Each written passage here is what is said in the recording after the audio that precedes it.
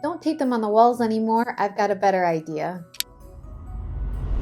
In today's video, I'm going to be showing you how to make a beautiful Christmas card holder wreath, as well as some of those gnomes that you've been seeing all over the place. They're super easy and fun to make, and without any further ado, let's get started. I began this project with a very large 17-inch in diameter embroidery hoop that I had purchased a few months ago on clearance for just $5. I believe it was at Michael's, but you can also find these online or at any craft store. I then removed the hardware so that I could paint both pieces with my Waverly chalk paint in the color white. The size of this hoop left plenty of room to make a fun yet functional Christmas decor piece.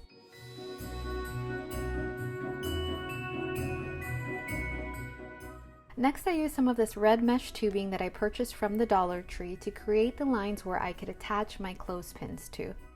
I attached the tubing using my Easy Shot stapler to make sure that it stayed in place nicely. If you decide to do something similar, please make sure that your fingers are not directly behind the area you're going to staple or you will get hurt. You'll also want to make sure that you bend the exposed staples on the inside of the hoop to secure them in place. Then I used a piece of the black fabric to line the inside of the hoop using hot glue to hold it into place.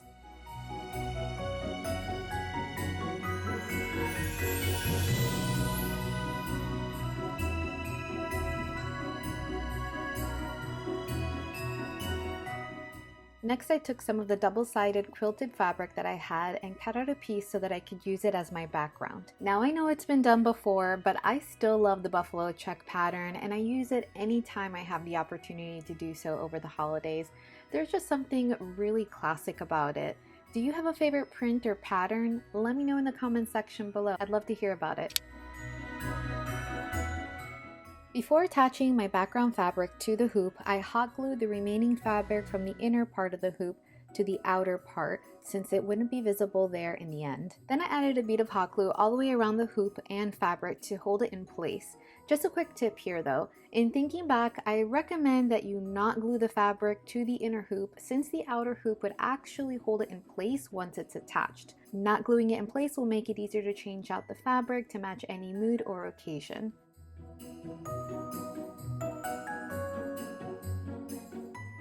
Next, I just trimmed off the excess fabric and then I used some nautical rope to create a trim around the inner hoop, giving it a more rustic look.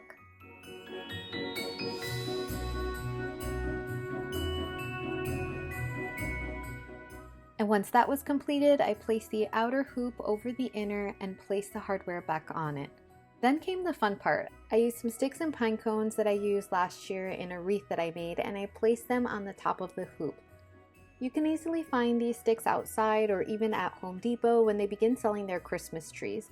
They often let you take the pieces that they cut off of the trees home with you, so that's really great. I also added a messy bunched up bow at the top for a pop of color and some frosted picks that I believe I may have purchased last year from the Hobby Lobby.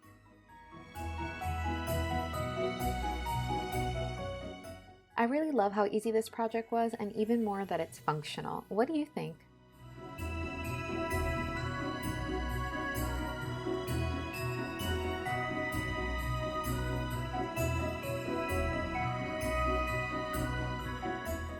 For my next project, I decided to make these cute little Christmas gnomes out of these styrofoam combs that I've had laying around in my craft room. I started with a scrap piece of fabric that I had left over from one of my fall pumpkin projects, and I used my craft stick to adhere it to the styrofoam. Since only the back was going to be showing, it's okay that the front didn't cover all of the styrofoam. It really is a great idea to keep leftover fabric or parts from other DIYs because you can always use them in the future, which saves you money on your next project.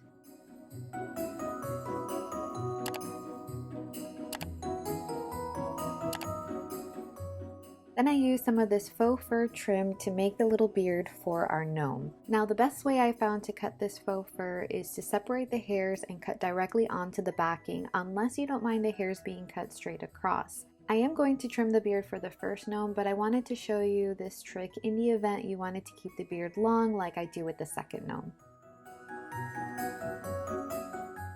Next, I used some hot glue to place the beard on the front side of the gnome where the fabric didn't quite reach, and I then gave the beard a little trim, but I think I actually like them better without trimming them. You'll have to tell me what you think at the end when you see them both. I'd really love to hear your thoughts. Next, I used my cordless iron to iron out some of the wrinkles on this piece of fabric that I was going to be using to make our little gnome's hat. The sizing for this hat was very much trial and error, as the first cut was way too large, but after playing around with it for a few minutes I was able to figure out the size that I needed, and then I popped on over to my sewing machine and ran a quick straight stitch along the side. Prior to sewing the edge, I did fold the fabric and iron the fold to create a crisp, clean edge for the hat. For the nose, I wanted a nice pop of color, so I used one of these frosted berries from a Christmas pick in my holiday stash. I think I may have bought them from Michael's or Joann's last year, and all I did is attach it to the beard with a little bit of hot glue.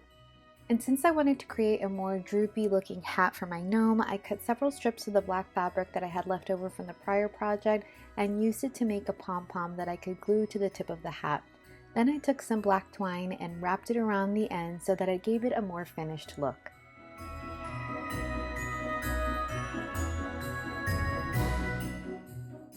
I followed the same steps to make my second gnome, and this is what they both look like. Even though they were both the same size, by placing the beard higher and using a smaller hat, I was able to make one of the gnomes look taller. Which is your favorite gnome? For more Christmas DIYs, check out this playlist right over here. I'm Ellie Lee with Ellie Lee Designs, and until the next one, bye!